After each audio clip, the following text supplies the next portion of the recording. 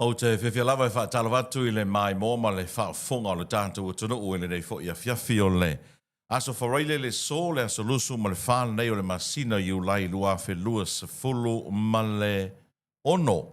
Ia I le taurunga I o whiau mga ruenga o tiute ma whaiwa lo whilima o le nei fo i aso. Ia mai se fo na ia o ngā whanau o ngā la tuia.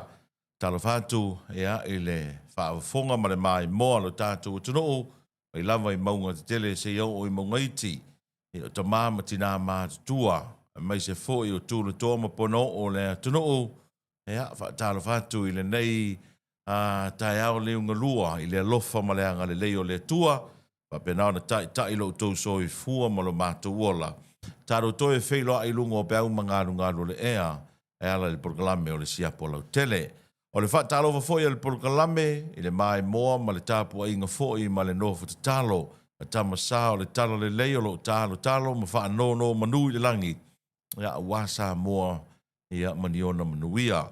E le ngata I le loa ma le lautelo lo tātou o tunu I Samoa nei. A o le whaatalo wa foi, I so se Samoa lo o whawafonga ma mai moa mai, I tafa e fio le kilope. O lo o aua tiaile malusianga o nei whaasalaunga ma le porkalame o le Siapo Lautele I lona vaenga e luas fuluma le lua ea e pei ona I aile nei a fiafio le aso Faraile la tuia.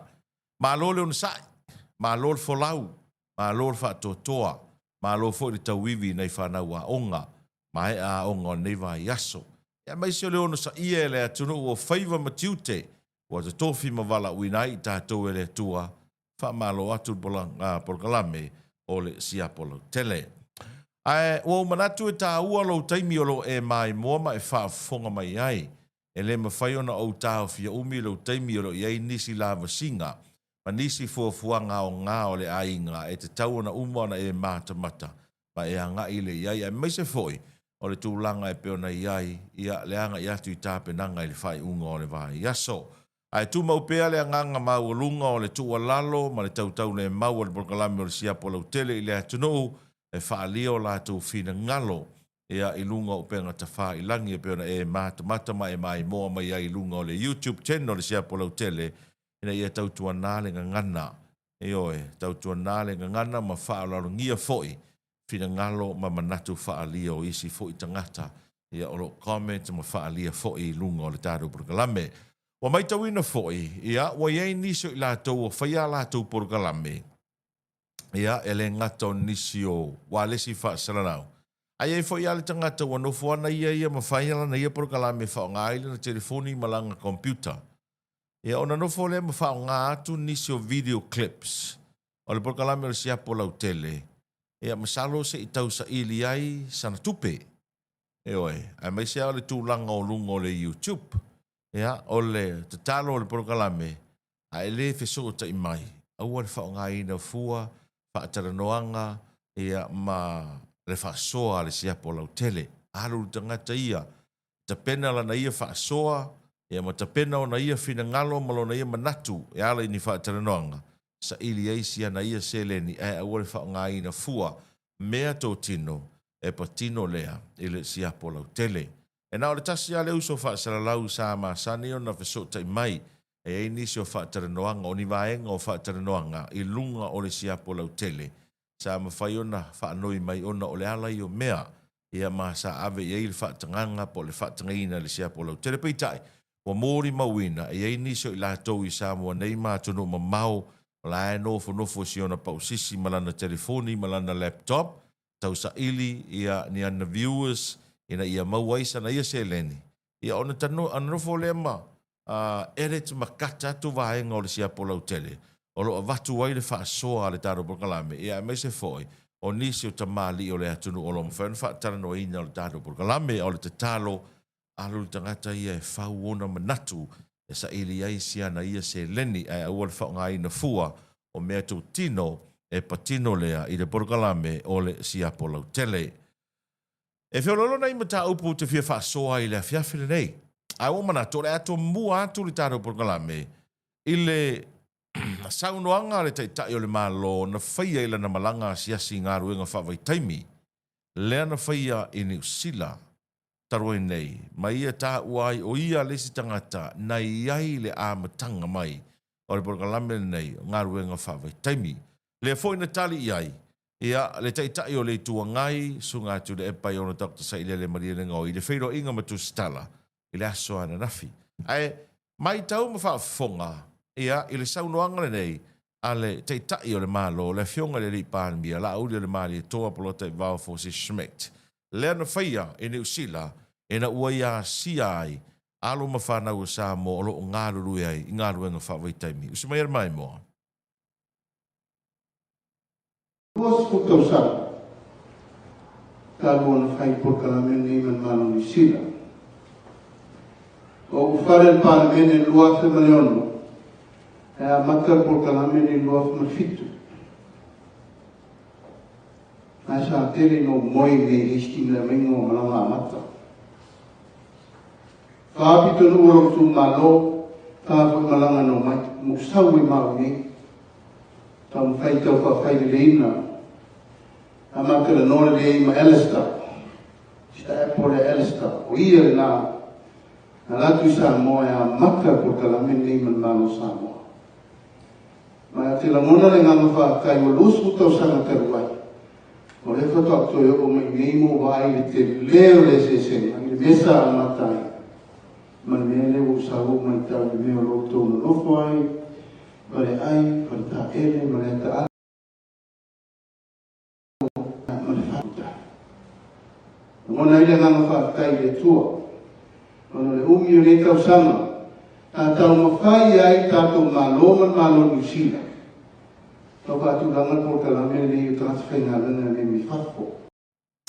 Saunoanga lea le taitai o le malo, a le fionga le li pāne mia, le lauri o le mali toa.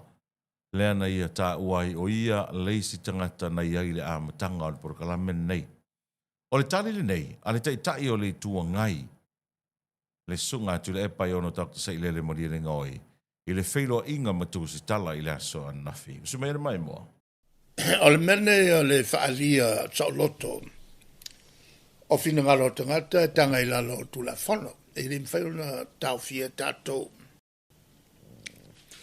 E le mwhairona tau fia le malo, tu whina ngalo whapena. E whaikio i ngai, le tātou malo, e le whai so o wholwholanga a tau whavalea.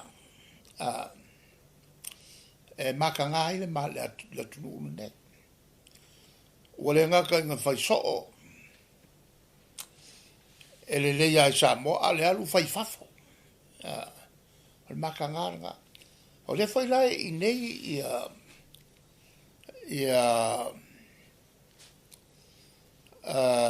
sui o malo mai fafo. O iai o la tau tangata whapito e whalili winga mea. Inga ia mala ma uma. Sui o malo mai fafo, mawe fafo, ia whamkara. Pe waurangi ai ma kai o kako malo. Urangi ai ma le akungu akoa. I le whaiongi, ongi whaasala launga, whaavale a whapea. Ua makua urangi ai ya. Ia, e foi la, o kako whaloko. O fai foi lesi pero ke le. E melanga malanga kua nge. Mai o ia ngā ruaku mo moe a ma. Whakoa pare mea nge ia a ngafi, whaka fai pure nge a ngafi. Ai ua lewa o ngā vo. Le kaimio Helen Clark. Ia kako ngā ruenga ia wha vai kaimio Helen Clark. Ai whakoa roa ko nge ia a ua kura mai ia te maitai lea na whaipule. Lesi te maitai whaipule le nā lea na ture mai. Taitai o le tua ngai, po le taitai o le JPP, tu le pai ono Dr. Saile le malili ngoi. O le naua e mai moa e whaafonga i le saunoanga, i se vaenga o le saunoanga le fionga le li pāne mia, whaamatala i le teimina, a matai ngā ruenga whaawai teimi o le teimi lea la o whaipule. Le fo o tali tui la epa mai le HRPP, o na o le taimi lea na pāle mia ai, e pe o lona vai taimi na a matai, a pāle mia Helen Clark, ia i te tono New Zealand. Ia, taati atu i o tawhai whai eila u whamasinonga. I me ane ua u whamasino atua na e whapea mai lea ua o mawhuri le tūtau matau po le tūtau anga vale. Ai whai e o le tangata mai moa ma le tangata whanongolongo le whamasinonga o mata upu whapea nei tai pei foi o le aunga lava lo tau mawhai a watu uma vaenga ia. Ia wane e tā tasi se vaenga se tasi. Ai maisea o le vaenga foi lele o le umalona sau no atu o le whai pule e taritonu loa o na whetoso ina ia leo lo fina ngalo. Ai tele o maramalama e le o le saonga le nā. Tai peia o le saunoanga profesa o Dr. Afualo. E le o mea uma e te whaafonga ma e mata ma e whaalongo iai e sa uma. Ai ao na whai o sau wha te tau. Ia po o sau oe foi suenga pe whaamao nia pele ai. Paenga mua na o le prokalame o le Siapo Lautele mai ngā ruenga whaavai taimi o lo iai taimi nei. O le vaenga lo na lua se a watu ala o whamtalanga le vaenga lo na lua lea o nai tā ua tele. O le ufasi sila mai e le komisi o whainga pālota. E toa ova ma le ono awhi lātou e le pālota i le pālota le atu nuu i le rua orua lima. Ma o le o te talo mai e a ngai atu i le ofisa i nei e whataranoa o a mafuanga e tele i pālota ai.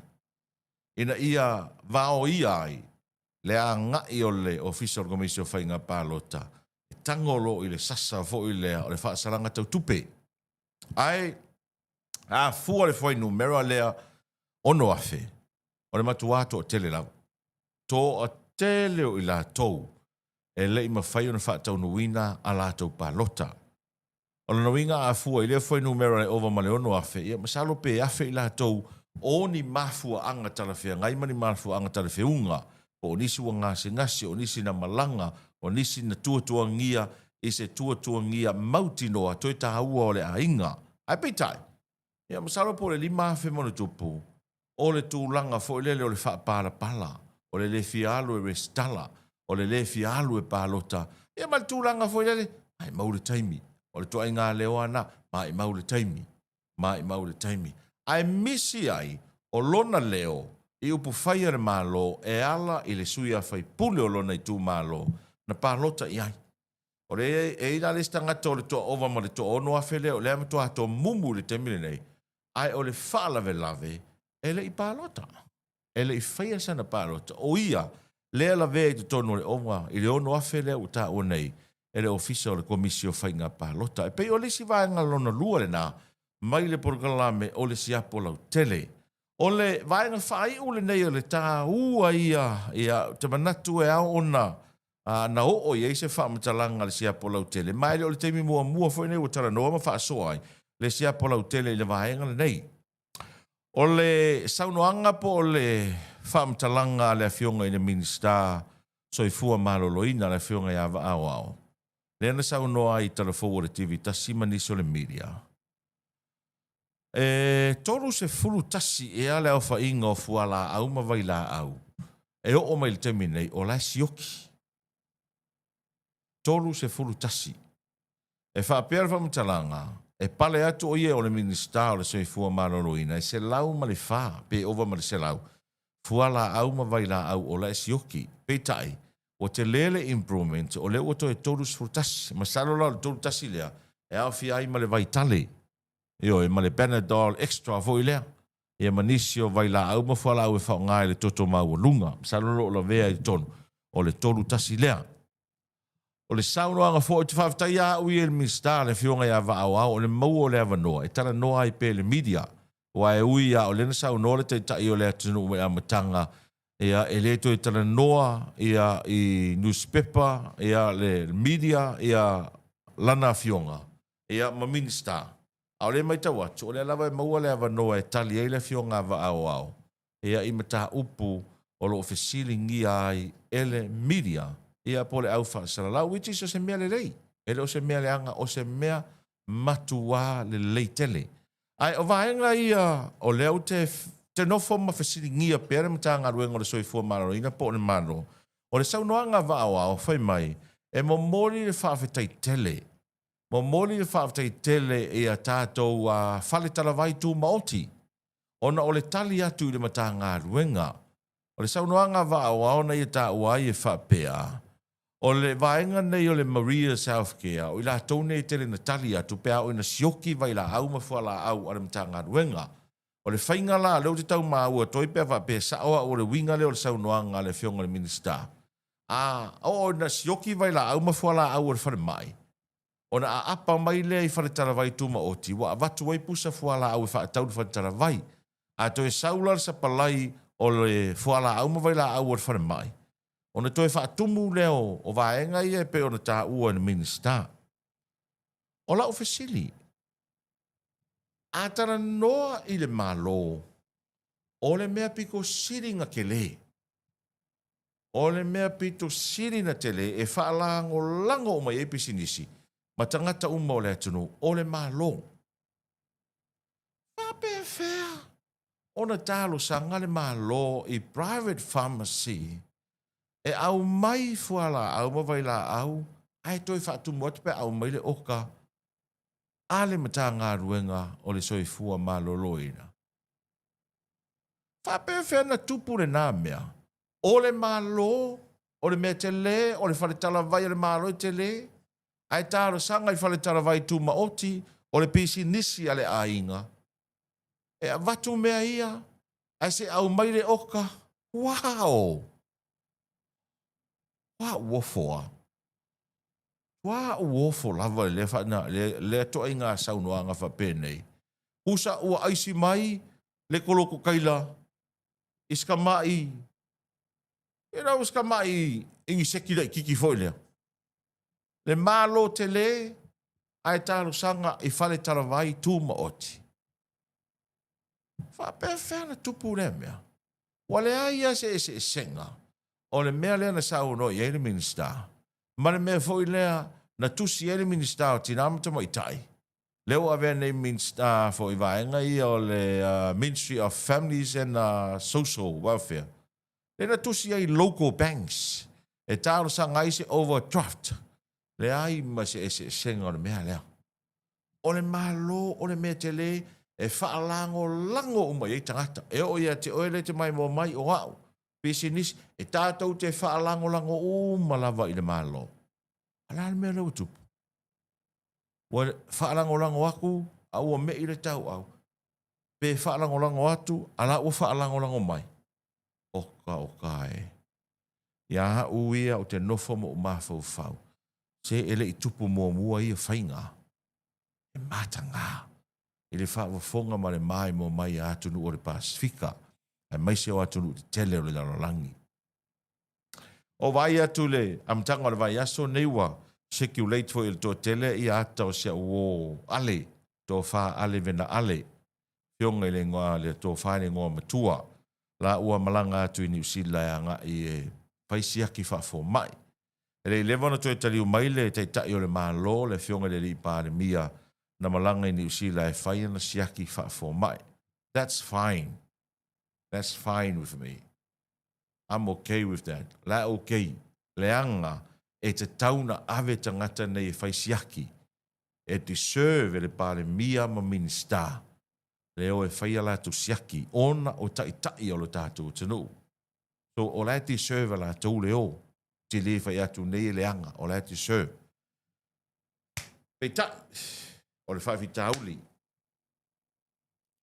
E ave le pare mia ma minister, e siaki le whare mai ni usila.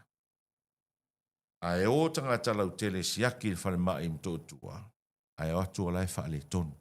Tele mea wha le tonu sioki tana vai. Lala le wingo lau wha mtalanga. Kei sa wha ina o le ave pea.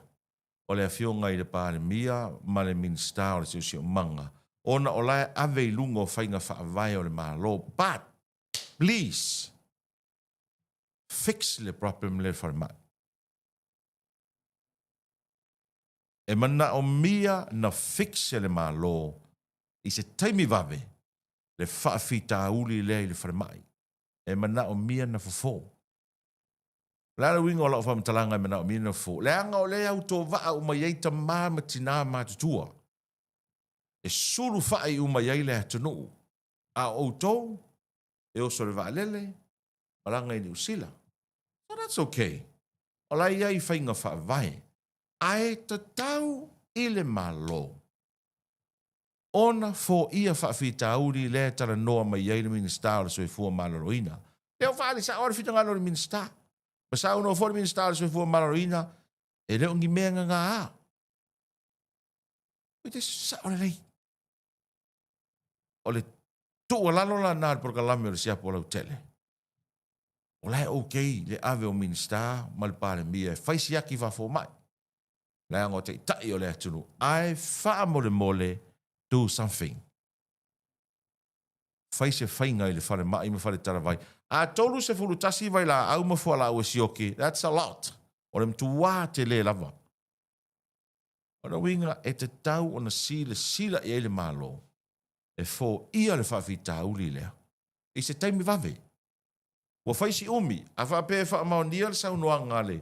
Ministerial kabineta le fionga i awa au. E le pale mai o ia le tofinga o le.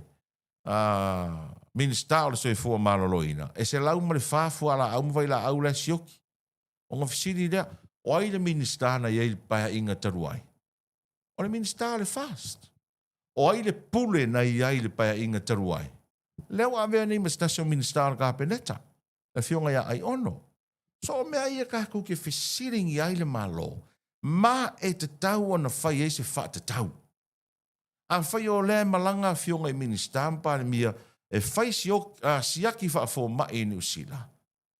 E te tau la o na whai se ngai o inga, po se ngā ruenga le lei, e fo ia le wha fi tauri o lo whenga i ngei ma lo tātou o tunu. E lo tātou whare mai mto tua mto sivi ma isi whare mai whai tū malo. E maise o tātou whale tana vai si oki wha solo a toa lea o iei nei. A whai o le tūlanga o me tau tupe, peimenta wa arena sa unoa wa au au, o le tupe le na watu le pache, lau tatongi e ai tā lafo le lua o, mai le lua o lima. E le o lava la le pache. A whai e le o lava, o te tauna whai se fuafuanga, e pei uma. Ki lia uma vaenga ia, ai toi nomo le sau o le sapalai. O le sau noanga le au te whai atu nei o na o le e fua la utala, ma lau wha soa. E le sau noanga le tai o le malo na whaid fono o le pare mene. Samoa, fia le tātou budget le wai e nei. For the first time ever, 1.3 billion. Fia le kako GDP le wai e nei. E ono o atu le whai unga o le tausanga nei, o rich le kako GDP i le fia, 5 billion. 5 biliona. O upu ia na sau no e le tai o le malo. E ono la sia le 5 biliona. O le tau o le tamau a ingo Samoa, pe au atu le whae ungo o le tau sangare nei. O tau mai la, e whai numera mea ia, whaafita uli ia, e tutupu le te mini nei. E ma whai numera ia na fola le te o le malo, na wha matala atili le sioki o fuala au, ma vai la au. A whai wa te lele te mau a ingo le atunuu, wa au le 4 biliona le budget, wa au le 4 biliona le GDP. O whela o iei tupe nā pe awha pe e wha maunia, ai le au mai e ki lia loa nisi payment ale soi fua malo loina. Ai oka o mamai loa fua la au nei e toru tasi ma vai la au nei e toru tasi e sioki. E atato o lava i le loloto o wha upunga, ma wha salalunga na wha lele le ea, a o le mata ma wha fonga le atunu. O nei vaenga tā ua ia, o iei le Siapo Lautele, e te tau o na sila to toa iei le malo. Te tau na wha mua le soi fua malo loina. Wa le lei o tou, a tou whai tou siaki, ia tou te anga i New Zealand. Ai ngase le toi ina ma le lo matua, o le whaiwhi au, o whanau, tātou, e anga i matotua. E anga i le whale tarawai. O le ale mele o atu nei. Whaila o le mai. Wa au mai neila na pepa tarawai, o se fuala au e te tau na kiua ilo na mai, pe ola ilo na mai, pe toi au mai ele malusi o na ngase, O lo iai di tono o le lisi o le tolu tasilea. O fea la e suru iai. Ai maise o nai ta mamatina ma te tua pensione. E whawhataile au nanga whale tarawai tū maoti. O au taule o tali mai le vai tau pe tai. E le ma whai o na tala fua ai. Fuala au ma vai la au mō ta matina pensione. E a tātou whale tarawai tū maoti. E le ma whai. Ono na winga o te tau foi. Na sila i eile minister ma le mtanga ruenga ma le malo. Pele ave te tāro sanga i whale tarawai tū maoti. I se whainga. E ma whai o na tala fua ai vai e ta matina pensione. Ai te tongi muli ato le malo. Tu sa pe tolu whātau sanga o le turi pe meni. Ia ai mesi o le pe. Ia e pe o nei vaenga na ua. A nga i eile wha soa al porkalame o le Siapo Lautele ne fo vaenga o le afiafi. Ia i le whaawafonga male mai mo mai o le tātua. Tunu male naunau ta inga. Ia malama lama. Ia e malama lama. Ma whailau whai unga. Ma whailau oe wha masinonga. Ea pau lava le mea nga i eile Siapo Lautele o le wha malama lama o se mataup. Ma whisiringi a fwoi o tātua ta i tai i se mataup. Ina ia ma whai o na malama lama i le Lautele o le tātua tunu. Whamanuia le tua i le whai unga o le neiva yaso i le wholonga ma le sāwaringa o le tātua tunu. Pe mō se isi whapuponga le porkalame o le Siapo Lautele i le tā le whai le fiafi o le asunga fua o le vai asa fau. Wha soi fua ia.